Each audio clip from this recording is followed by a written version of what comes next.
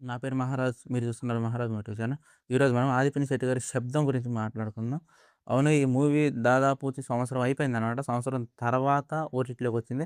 అది కూడా ఒక నెల క్రితం ఫస్ట్ తమిళ్‌లో వచ్చినాక మన తెలుగు ఆడియన్స్ మీకు తెలిసిందే కదా! తెలుగులో కావాలని జీ5కి రిక్వెస్ట్ పెట్టడం వల్ల తెలుగులో కూడా వచ్చింది. మొన్న 10వ తారీఖే ఈ రోజుకి 4 రోజులు అయితుందనమాట. జీ5లోకి వచ్చేది తెలుగులో. నేను అప్పుడు హాల్‌లో చూడలేకపోయాననమాట. మిస్ అయిపోయాను 'శబ్దం' మూవీని. ఇప్పుడు ఓటీటీలో చూసినాం. బాగుంది. నిజంగానే బాగుంది. ఆ సినిమా గురించి కొన్ని హిడెన్ డీటెయిల్స్ గురించి మాట్లాడుకుందాం. ఎందుకంటే మనం ఓటీటీలో మూవీ గురించి ఫుల్ స్క్రిప్ట్ రివీల్ చేస్తామనమాట. హాల్‌లో ఉన్న మూవీ గురించి మాత్రమే ఎలాంటి రి రివీల్స్ చేయకుండా, ఎలాంటి అంటారు చూసినవా సస్పెన్స్ గాని, ఏదన్నా గాని ప్రతి కొంచెం జాగ్రత్తగా మాట్లాడుకుంటున్నాం అన్నమాట. ఓటీటీలోకి వచ్చిన మూవీ గురించి ప్రతిదంటే ఇలా ఉంది అని చెప్పే విధానం గురించి ఈరోజు మనం మాట్లాడుకోబోతున్నాం. Okay, let's start our topic. ఈరోజు మనం 'ఆది పినిశెట్టి' గారి 'శబ్దం' గురించి మాట్లాడుకుంటాం. ఈ సినిమా చాలా బాగుంది. ఒక కొత్త కాన్సెప్ట్ లాగనమాట. ఇదేంటంటే హాలీవుడ్‌లో చాలా సినిమాలొచ్చినాయి. 'గోస్ట్ బస్టర్స్' అని అంటే వాటిని దెయ్యాలను పట్టుకొని వాళ్ళు వాటిని అంటే బంధించే విధానం గాని, దీంట్లో ఏందంటే ఇది మనకి తెలుగులో కొంచెం ఫ్రెష్ ఫీల్ అనమాట. హీరో పారానార్మల్ ఇన్వెస్టిగేటర్ అనమాట. ఈ అతని క్యారెక్టర్ అది. అంటే మనకి ముంబైలో ఉంటాడనమాట. మళ్ళీ గోస్ట్ ఇన్వెస్టిగేటర్ అని గూడా అంటారు. మళ్ళీ మన తెలుగులో పచ్చిగా మాట్లాడుకుంటే దెయ్యాల్ని వెలికి తీసే ఒక మనిషి అనమాట అతను. సినిమాలో క్యారెక్టర్ గురించి మాట్లాడుతున్నా. దీని గురించి ఏదైతుందో హీరో స్టార్టింగ్‌గా చూపిస్తారనమాట. దెయ్యాలతో మాట్లాడటం గాని, 'శబ్దం' అనే మూవీకి టైటిల్ నేను మీకు అది ఎందుకు పెట్టారనేది మీకు క్లైమాక్స్‌లో చెప్తా. దెయ్యాలతో మాట్లాడడం గాని, వాటి అవసరాలు తీర్చడం గాని, వాటిని అక్కడి నుంచి పంపియడం గాని, ఎందుకొచ్చినవు అని ఇలా ప్రతీది మాట్లాడి హీరో సాల్వ్ చేసుకుంటాడనమాట. అలాగే ఒక కాలేజీలో జరిగే కొన్ని సంఘటనలు వాళ్ళు ఎందుకు చనిపోతుండ్రు అనేది ఇక్కడ మిస్టరీ అనమాట. అప్పుడు మన హీరో ఎంట్రీ ఉంటది. హీరోని కనుక్కోమని చెప్తుంటారు. అప్పుడు కనుక్కునే తరుణంలో జరిగిన కథ ఇది. అసలు హీరోయిన్‌కి ఏమైంది? హీరోయిన్ గూడా ఎందుకు అబ్‌నార్మల్‌గా ఉంది? ఇలా ఆ కథలో కొంతమంది ఆల్రెడీ ముగ్గురు చనిపోయారు. ఎందుకు చనిపోయారు? అని వెలికి తీసే ప్రయత్నంలో అక్కడే ఒక లైబ్రరీ ఉంటదనమాట. అది లైబ్రరీ కాదు చర్చ్ అని అతనికి తెలవడం గాని, అతనికే వినిపించే చర్చ్ బెల్ గాని, ఇలా చుట్టూ కథలుంటాయి. దీని నుంచి వెలికి తీసి ఒక దెయ్యం ఉంది అని అక్కడ కాలేజీలో ఏదైతుందో ఒక దెయ్యం ఉందని అనుకుంటారు కదా! అది ఒకటి కాదు చానా దెయ్యాలు. అయ్యి కూడా మామూలు దెయ్యాలు కాదు.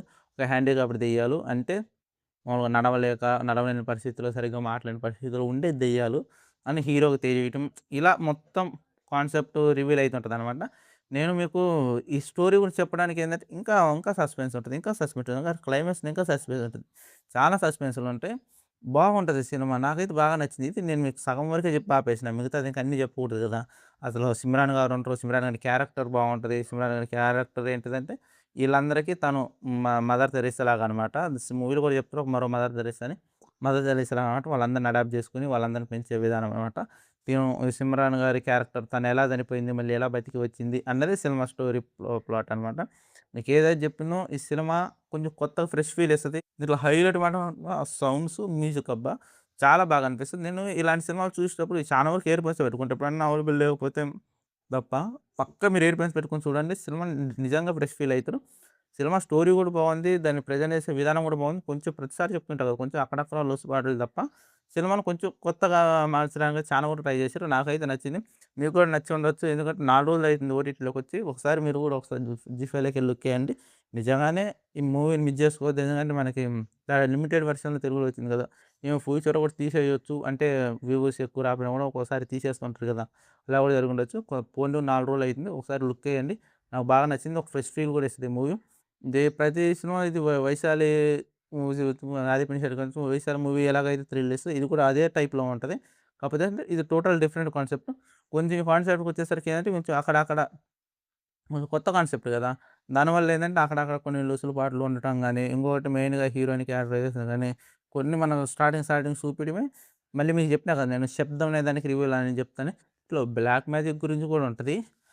ఆ బ్లాక్ మ్యాజిక్ ఎవరైతే చేపిస్తారో అది ఒక శబ్దం అనమాట. అది మీకు ఆల్రెడీ ట్రైలర్‌లో కూడా చూసే ఉంటారు కదా! గబ్బిలాల సౌండు. ఆ బ్లాక్ మ్యాజిక్ వల్ల ఈళ్ళ చెవులో వినపడే ఆ గబ్బిలాల సౌండే శబ్దం అనమాట. వాళ్ళు దాన్ని విపరీతమైన పెయిన్ దాన్ని తట్టుకోలేనంత ఒక దాదాపు 1000 గబ్బిలాలు చెవులో అరిచినట్టు ఉంటదని మనకు ట్రైలర్‌లో కూడా చూపించారు కదా! ఆ పెయిన్‌నే ఈ 'శబ్దం' మూవీ అనమాట. దానికి, శబ్దానికి లింక్ ఏంటి? ఈ బ్లాక్ మ్యాజిక్ ఎందుకు చేపిచ్చిర్రు? ఎలా చేపిచ్చిర్రు? అనేది చాలా క్యూరియాసిటీ ఉంటది. చాలా డిఫరెంట్‌గా ఉంటది. నాకు కూడా నచ్చింది. ఒక డిఫరెంట్ కాన్సెప్ట్ ఓకే. 'ఆది' గారి క్యారెక్టరైజేషన్ కూడా చాలా బాగుంటది. కొత్త ఫ్రెష్ ఫీల్ లాగే ఉంటది. ఎందుకంటే చూడండి ప్రతి మూవీ వేరు, ఈ మూవీ వేరు. చెప్పినా కదా! మన తెలుగులో కొత్త అటెంప్ట్ అనమాట. దాదాపు సంవత్సరం తర్వాత ఓటీటీలోకి వచ్చింది. నాకు తెలిసి అప్పుడు తెలుగులో అంత పట్టించుకోలేదు. ఎందుకంటే రీచ్ అవ్వడం ఒకటైతే కొంతమందికి కొన్ని సినిమాలు రిలీజ్ అయ్యే టైం కూడా నేను చెప్తుంటా. ఆ టైంకి రిలీజ్ అవ్వాలి సినిమాలు ఇంకో టైంకి అవ్వడంటే రాంగ్ టైంలో కొన్ని సినిమాల ప్రభంజనంలో కొన్ని మరీ కొంతమందేందంటే సినిమాల మీద నమ్మకాన్ని ఓవర్ కాన్ఫిడెన్స్ తోటి ఎక్కువ సినిమాలతో రిలీజ్ చేయటం గానీ, ఇంకొకటి రీచ్ అయ్యే టైం కొంతమందికి ఎగ్జామ్స్ గానీ ఇలా ఈ సంథింగ్ కొన్ని కళాఖండాలు మనం మిస్ అయితుంటాం. అలాగే వాటిలో కూడా ఇది కొంచెం బాగానే ఉంది.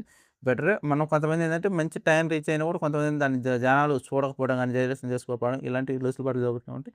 ఎవరైతే థియేటర్‌లో ఎళ్లి చూడలేదో డెఫినిట్‌గా ఓటీటీలోకెళ్ళి చూడండి. ఓటీటీలో పక్కా మిస్ కాకూడదు ఉన్న మిస్ మిస్ కాకుండా ఉండాల్సిన సినిమా ఇది. నేను డెఫినిట్‌గా చూసిన మీరు కూడా చూడండి. నేను ఓటీటీలోకొచ్చిన నెక్స్ట్ డేనే చూసినా. దీని గురించి రివ్యూ ఇద్దాం అనుకుంటే నాకు కొంచెం టైం దొరక్క ఈ మధ్య అవి 'అడివిశేష్' గారి 'డెకార్డ్' సినిమా వచ్చింది. అలాగే 'ప్రదీప్ నందన్' గారి 'లైక్' వీటి గురించి ఆ సినిమాలు చూసి వచ్చి రివ్యూలు చేస్తూ అది అయిపోయినాక ఓకే. ఇది ఎలాగో ఓటీటీ మూవీయే కదా! కొంచెం నిదానంగా చేద్దామని. ఒకవేళ ఎవరైనా ఎళ్లి చూడకపోతే వాటి మూవీ కూడా ఒకసారి రివ్యూ లుక్ ఎయండి. డెఫినిట్‌గా మీరు ఒక ఫ్రెష్ ఫీల్ అయితూ మూవీస్ గురించి మనం బ్యాడ్‌గా చెప్పడం కాదు.